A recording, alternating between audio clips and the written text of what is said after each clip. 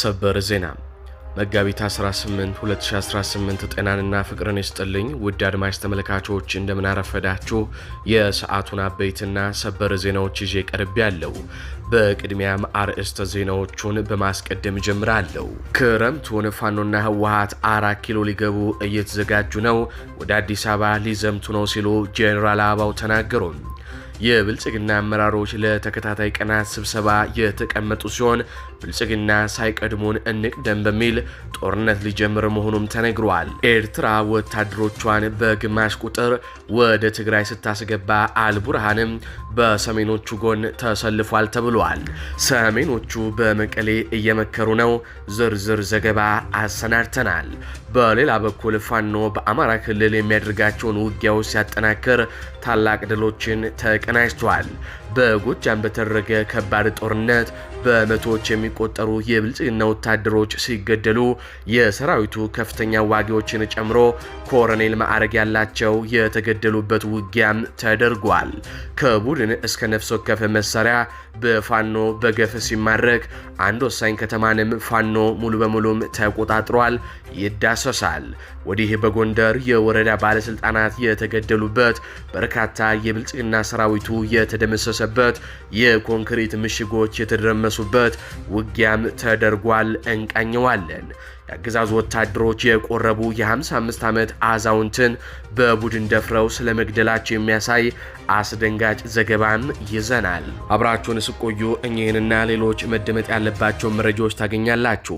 ቪዲዮን ላይክ፣ ቻናሉን ሰብስክራይብ አድርጋችሁ በኮሜንት ድል ለህዝብ ልጆች በማለት ለታጋዮች ያላችሁን ድጋፍ አሳዩን እያለን ከማስታወቂያ በኋላ በቀጥታ ወደ መረጃዎቹ አልፋለሁ። በካሬ በ85000 ብር በመሃል ሲኤምሲ አፍሪካ ኮንቬንሽን ሴንተር ፊት ለፊት ብዙዎች ለኑሮና ለኢንቨስትመንት በሚመርጧት ሲኤምሲ በቅርብ ርቀት ላይ ዓለም አቀፍ ሆስፒታሎች አይሲኤምሲ፣ አሜሪካን ሜዲካል ሴንተር እንዲሁም ዓለም አቀፍ ትምህርት ቤቶች ፍሊፐር፣ ብሪቲሽ እና ካምብሪጅ ስኩል የሚገኙበት በመኖሪያ መንደር ውስጥ ሰፊ መዋኛ ገንዳዎችና ዘመናዊ የልጆች መዝናኛዎችም ያገኛሉ። 50% የተረጋገጠ የባንክ ብድርና እስከ 30% ድረስ በአከፋፈል የሚታሰብ ልዩ ቅናሽ በወለል 4 ዘመናዊ ሊፍቶች የምንገጥም ሲሆን ባለ 1 መኝታ 620 ሺህ ብር፣ ባለ 2 መኝታ 907 ሺህ ብር፣ ባለ 3 መኝታ 1.1 ሚሊዮን ብር ቅድመ ክፍያ ከፍለው የቤት ባለቤት ይሁኑ። ለበለጠ መረጃ በ0938 414445 አሊያም በ0944 370488 ላይ ይደውለው። ድሪም ቢልደርስ ሪል ስቴት። ቀዳሚ ወዳደረኩት ዘገባ አልፋለሁ። ክረምቱን ፋኖና ህወሓት 4 ኪሎ ሊገቡ እየተዘጋጁ ነው ሲል ጄኔራል አበባው ተናገረ።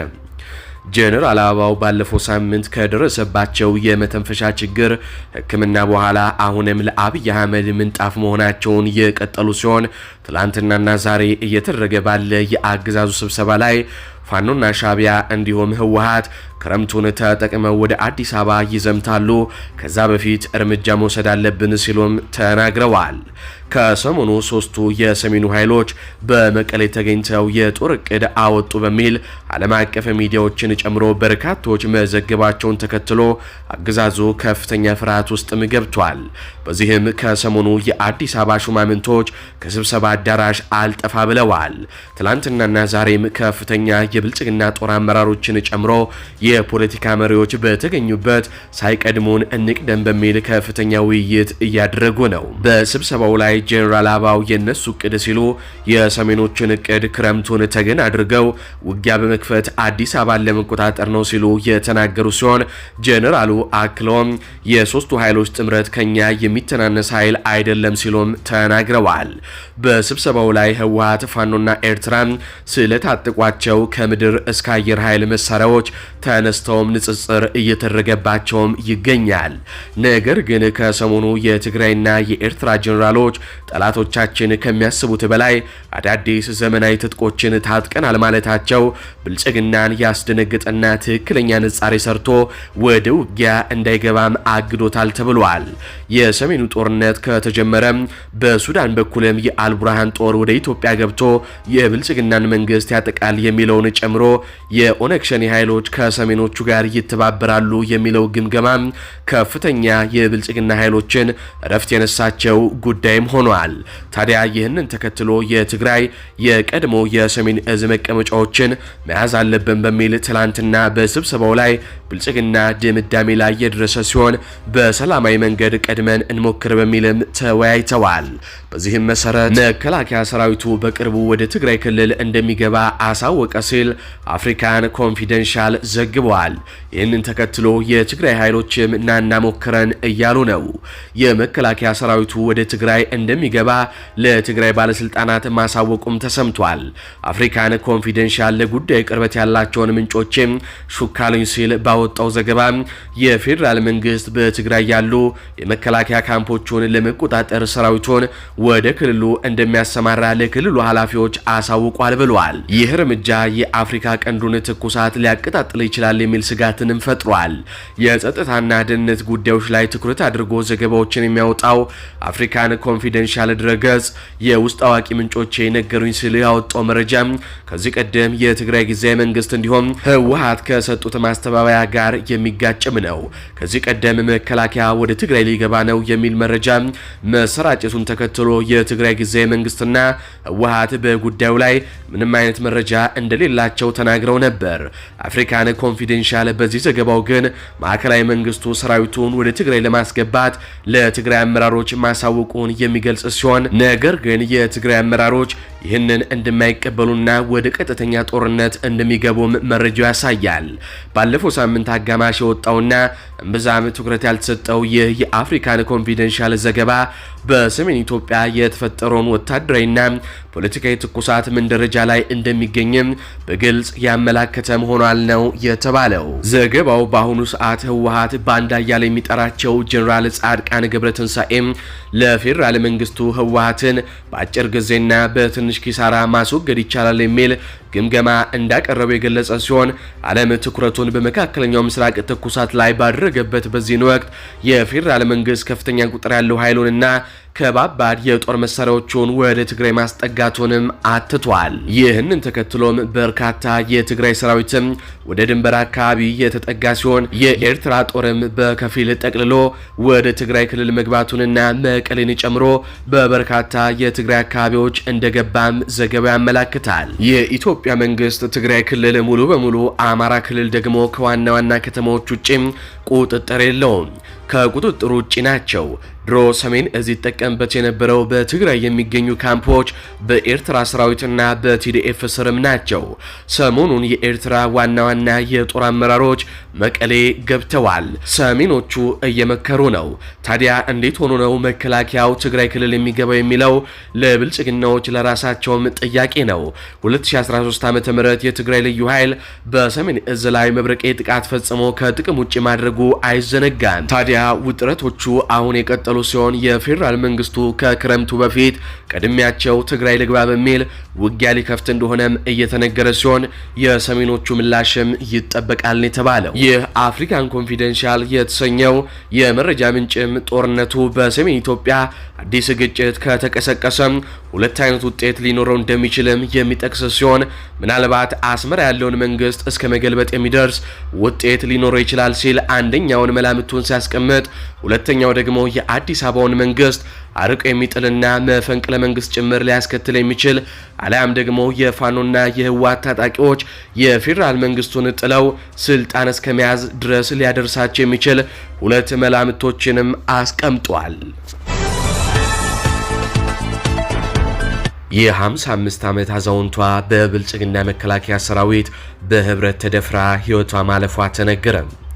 አዛውንቷ በሰሜን ወሎ አስተዳደር ዞን ላስታ ወረዳ 025 ቀበሌ ድብኮ ከተማ ከመኖሪያ ቤቷ መጋቢት 16 ቀን 2018 ዓ.ም ጠዋት 12 ሰዓት በብልጽግና መከላከያ ሰራዊት ታፍና ከተወሰደች በኋላ እየተፈራረቁ በጋርዮሽ እንደደፈሯት ታውቋል። በምስራቅ አማራ ቀጠና ላስታ ወረዳ 025 ቀበሌ ድብኮ ከተማ ነዋሪ የነበረችው አዛውንት ወይዘሮ የሽዬም ጉች የበለጠ የሶስት ወንድ ልጆችና የሶስት ሴቶች በድምሩ የ6 ልጆች እናትና ከባለቤቷ ጋር ቆርባ የምትኖር ትዳሯን፣ ቤተሰቦቿን ወዳድናም አክባሪም አስታራቂም ነበረች።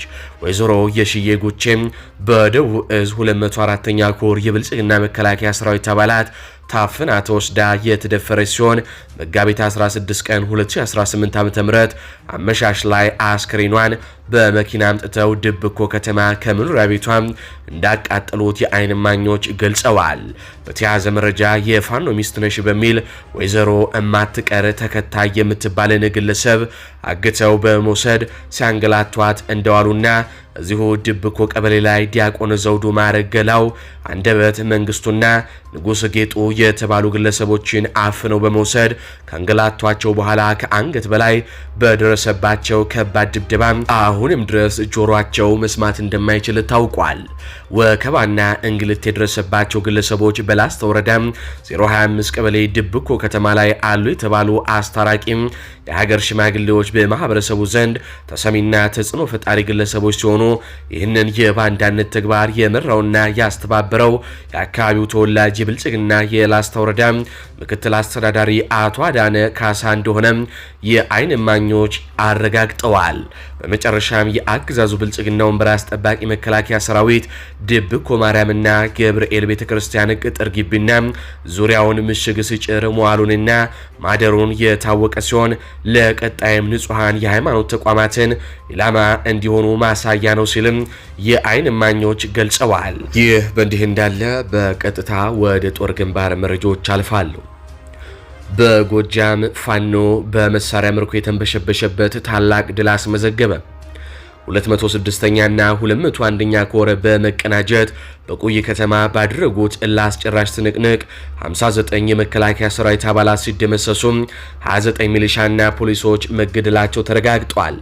በቴዎድሮስ እዝ ዘመቻ መምሪያም ሻለቃ አበበ ሰው መሆን መሪነት ከሌሊቱ 10 ሰዓት ጀምሮ ቆይ ከተማን በመክበብ ከንጋቱ 11 ሰዓት ተኩል በተጀመረው ውጊያ ቆይ ከተማን ሙሉ ለሙሉ ለመቆጣጠር በአረመኔው ሰራዊት ላይ ያነጣጠረ ጥቃት በመክፈት 59 የ75ኛ ክፍለ ጦር 59 የ75ኛ የመከላከያ ክፍለ ጦር 3ኛ ሬጅመንት አባላት በተደረመሱ ምሽጎች ውስጥ ተገድለዋል ተብሏል። በግራሮ በቴክኒክና ሙያ ኮሌጅ በአንደኛ ደረጃ ትምህርት ቤት አሞራ ገደል የነበሩ ተደራራቢ ጠንካራ ምሽጎች በተሰበሩበት አውደ ውጊያ በርካታ ወታደራዊ ድሎችን ያስመዘገበው ቴዎድሮስ እዝ የብልጽግና ጦር የሚመካበትን አሰንደቦ የቁም ምሽግንም በመደርመስ ታላቅ ምርኮችን ማግኘቱን አስታውቋል። በዚህም መሰረት የፋኖ ኃይሎች 2 ብሬን፣ 1 ስናይፐር፣ 51 ክላሽንኮቭ መሳሪያዎች፣ 8 የቃታ መሳሪያ፣ 13 ካዝና፣ 21 ቦምብ ቁጥሩ ያልታወቀ ተተኳሽና ወታደራዊ ቁሳቁሶችን የማረኩ ሲሆን 59 የአገዛዙ ሰራዊት 25 ሚሊሻ፣ 4 ፖሊስ፣ 2 ካድሬዎችም በፋኖ ላይ መለሱም ሙሉ ለሙሉ ተገድለዋል ተብለዋል። 35 ቁስለኛ አካላቸው በጥይት ሐሩር የተበሳ ሲሆን 2 ፓትሮሎችም ተቃጥለዋል። ኢንስፔክተር የጸዳው ወልዴ ወንጀል መከላከያ ኃላፊና ነግሬው ሰውነት የተባለ የመከላከያ የኮሎኔል ማዕረግ ያለው ከፍተኛ አመራርን ጨምሮ ካሳ ታምሩና ምኔ ሰውነት የተባሉ የአገዛዙ ሰራዊት ወታደራዊ አመራሮች ከተገደሉት ውስጥ በፊት አውራሪነት ሲቀመጡ 200 አለቃዎች ከተገደሉ የጦር መኮንኖች መካከልም ይገኙበታል ተብሏል። በዚህ ጠንካራ ፍልሚያ የ206ኛ ኮርና የ201ኛ ኮር የጦር አመራሮች የክፍለ ጦር መሪዎች ጋር በመናበብ ውጊያውን መርተውታልም ተብሏል። እዚሁ ጎጃም ላይ 64ኛ ክፍለ ጦር በሸበል በረንታ መርገጭ ከተማ ባደረገው ተጋድሎ ከፍተኛ ድልን ተቀናጀ። በአፋብኃኝ ቴዎድሮስ እዝ 201ኛ ኮር 64ኛ ክፍለ ጦር ልዩ ኮማንዶ በሸበል በረንታ ወረዳ መርገጭ ንዑስ ከተማ በትላንትናው ዕለት ባደረገው ከባድ ትንቅንቅ ከ60 በላይ የአገዛዙን ወታደሮች ሙትና ቁስለኛ በማድረግ ከተማዋን ሙሉ በሙሉ መቆጣጠሩንም አስታውቋል። ክፍለ ጦሩ በትላንትናው ዕለት ከማለዳ ጀምሮ እስከ ረፋድ ድረስ ባካሄደው ከባድ ተጋድሎ መርገጭ ከተማን ሙሉ በሙሉ በመቆጣጠር ለአገዛዙ መንገድ መሪ የነበሩ የሚሊሻ የአድማ በትን የፖሊስ አባላትን ጨምሮ የመከላከያ ሰራዊት አባላትን ሙትና ቁስለኛ ማድረጉን የክፍለ ጦሩ ህዝብ ግንኙነት ክፍል ለሚዲያችን አስታውቋል። ለ4 ተከታታይ ሰዓት ለሰዓታት በዘለቀው በዚህ ተጋድሎ መንገድ መሪ የነበሩ ባንዳዎችን ጨምሮ ከ40 በላይ የአገዛዙ ሰራዊት አባላት ሲደመሰሱ ከ20 በላይ የሚሆኑት ደግሞ ከባድና ቀላል ቁስለኛ መደረጋቸውን እንዲሁም 10 ክላሽንኮቭ መሳሪያ ማርኮ መታጠቁን ነው ክፍለ ጦሩ በህዝብ ግንኙነቷ በኩል ለሚዲያችን በላከችው መረጃም ያስታወቀችው።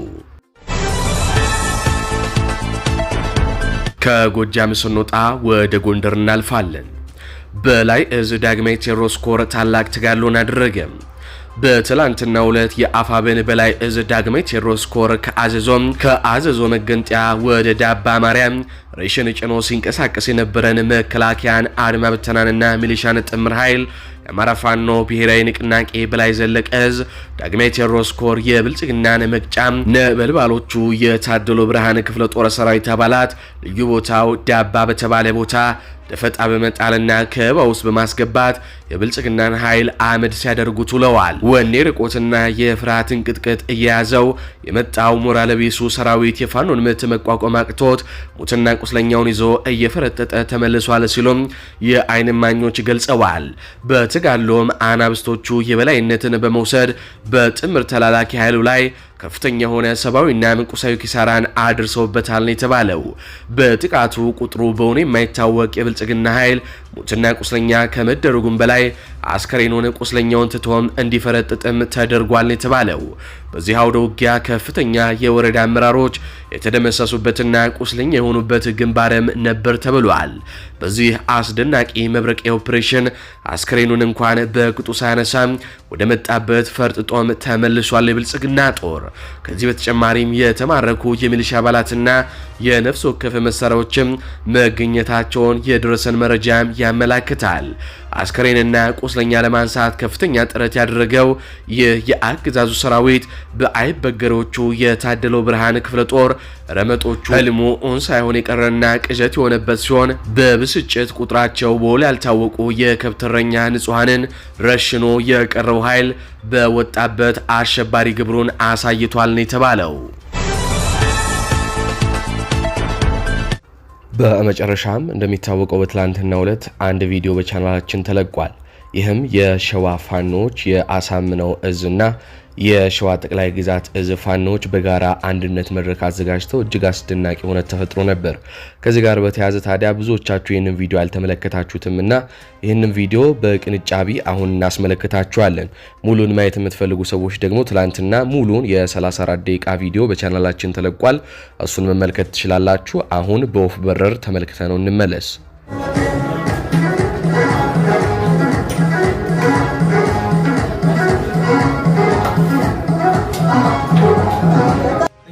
ያላችሁ የኮርና የክፍለ ጦር አመራሮች እንዲሁም የሀገር ሽማግሌዎችና የጎበዝ አለቃ አባት አርበኞች አጠቃላይ በክብር የተጠራችሁ እንግዶች እንኳን ለዚህ ቀን በሰላም አደረሳችሁ ማለት እፈልጋለሁ። ወደ ዋናው መክፈቻ እሄዳለሁ። አሁን የመክፈቻ ንግግሩን የሚያደርግልን የአማራ ፋኖ ብሔራዊ ንቅናቄ ምክትል ተቀዳሚ ሊቀመንበር አርበኛ መከታው ማሞ ወደ መድረክ ጋብዛለሁ። እንደምን አደራችሁ? ሰላም አገናኘን። የተከበራችሁ እዚህ አንድነት ተጋባዥ እንግዶች፣ የአባት አርበኞች፣ የጎበዝ አለቆች እንዲሁም የድርጅታችን አመራሮች፣ ከአሳምነው እዝ የመጡ ወንድሞቻችን አመራሮች በሙሉ፣ ከሸዋ ጠቅላይ ግዛት እዝ አመራሮች በሙሉ፣ የኮርና የክፍለ ጦር አመራሮች በሙሉ ለዚህ ለአንድነት ለተቀደሰች ለተባረከች ቀን መከራችን ሁሉ አልፎ የመጣብንን የህልውና አደጋ ተሳስበን አንድ ሆነን ለተከበረው ለአማራ ሕዝብ ለተፈናቀለው፣ ለሞተው፣ ለቆሰለው እንደ ሕዝብ ተነጥሎ የጥፋት አዋጅ ለታወጀበት ሕዝብ ግንባር ቀደም ሆነን ወጥተን ነገር ግን ባለመግባባት ብዙ ወንድሞቻችንን አጥተናል፣ ብዙ ጓዶቻችንን አጥተናልና ፈጣሪ ደግሞ በፈቀደው ቀን ሁላችንም ካጠፋነው ጥፋት ሁሉ ተምረን ለቀሪው ትግላችን ትናንትና በሰራነው እርስ በርሳችን ብዙ ነገር አጥተናልና አሁን ደግሞ ይህንን ህዝብ 50-60 ሚሊዮን ህዝብ ነፃ ለማውጣት የውስጣችንን ችግር ፈተን የውስጣችንን አንድነት አጠናክረን ትግላችንን ዳር ለማድረስ ብዙውን ውጣ ውረድ ተመራርታችኋልና ወንድሞችም ምስጋና ይገባችኋል ነው የምለው። አመሰግናለሁ። መድረኩን ላስረክብ።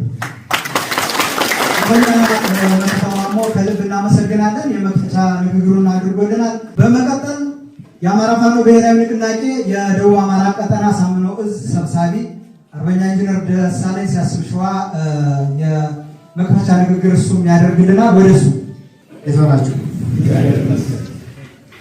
የተከበራችሁ የሀገር ሽማግሌዎች፣ የሃይማኖት አባቶች፣ ከፍተኛ የሰራዊት አመራር እና የድርጅት አመራር እንኳን ሰላም መጣችሁ። እዚህ በመቀጠል መቅረት ማርፈድ ይሻላል።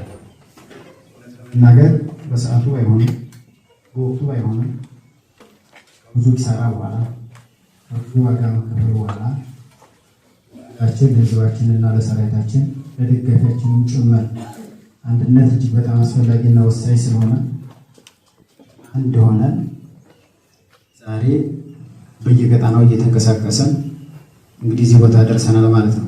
ምናልባት በጠዋቱ በተነሳንበት ልክና ዝግጅት ቢሆን ኖሮ ጠላት እኛ ቦታ ላይ በእኛው ድክመት በእኛው ስህተት እየተጫወተብን አይቀጥልም ነበረ። ሁላችሁም የምትገመገሙት የምታውቁት ነገር ስለሆነ ማለት ነው። ዞሮ ዞሮ አብዮት እንደዚህ አይነት መጓተቶችን ይፈጥራል። ትግል እንደዚህ አይነት መጓተቶችን ይፈጥራል። የትናንትናው ስህተትና መጓተት ለዛሬ ለኛ መማሪያ መሆን ነበረበት፣ ግን አልሆነም። ቀጣይም ትግል ይኖራል። ትግሉ ተጀመረ እንጂ ዛሬ አላለቀም። የነገ ወንድሞቻችን ግን ከዛሬ ከኛ ተምረውበት እንዲያልፉ ሁሉም ቦታ ስህተታችንን እየተናገርን ተማምነንና ተማምረን እንድንሄድ ነው የምፈልገው። ምክንያቱም ጠላታችን እጅግ በጣም ፈሪና ጨካኝ ነው። እጅግ በጣም ፈሪና ጨካኝ። ይሄ ጠላት ደግሞ ሳያጠፋን አይመለስም፣ ያለንበትን ስለምጠቁም ማለት ነው። ስለዚህ ይህንን የምንመልሰው ደግሞ የሀሳብ ልዩነት ቢኖር እንኳን በጠረጴዛ ዙሪያ እየፈታን የሰራዊታችንን ክንድ በማስተባበር አንድ ላይ ጠላታችንን በመምታት ነው። በፉካሩ ጠላት አይመለስም።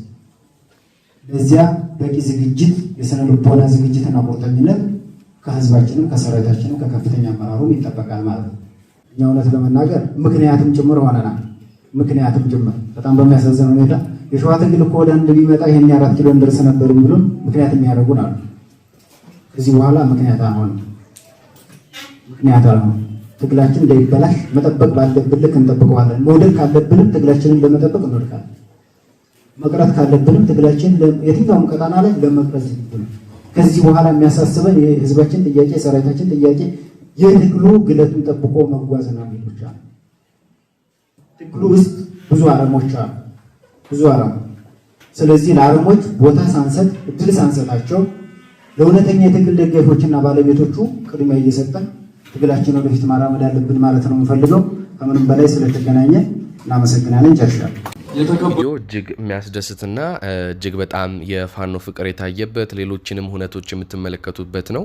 ስለዚህ ሙሉውን የ34 ደቂቃ ቪዲዮ በቻናላችን ገብታችሁ እንድትመለከቱ እንጋብዛችኋለን። እጅግ የማትቆጩበት የ34 ደቂቃ ጊዜ ነው የምታሳልፉት። የፋኖ ኃይሎች በጋራ ያላቸውን ፍቅርን የምትመለከቱበት አላችሁ። ቪዲዮ እንድትመለከቱት ጋብዝናችሁ። አድማጭ ተመልካቾች ለሰዓቱ ያስኩላችሁ ዘገባዎች እነዚህን ይመስላሉ። በዜናዎቻችን ላይ ያላችሁን ሀሳብ አስተያየት በኮሜንት መስጫ ስር አስፍሩልን። እንዲሁም በዝግጅታችን ክፍል ላይ ያላችሁን ሀሳብ አስተያየት ምን ይጨመር ምን ይቀነስ የሚሉትንም በኮሜንት መስጫ ስር አስፍሩልን። እንዲሁም ቪዲዮውን ላይክ፣ ቻናሉን ሰብስክራይብ በማድረግ አጋርነታችሁንም እንድታሳዩን እንጠይቃለን። እንዲሁም ላልሰሙ እንዲደርስ ሼር በማድረግ ለበርካቶች ተደራሽ ታደርጉን ዘንድም እንጠይቃለን። በቀጣይ በሌሎች ዘገባዎች እስካገኛችሁ ድረስ ቸር ያሰማን።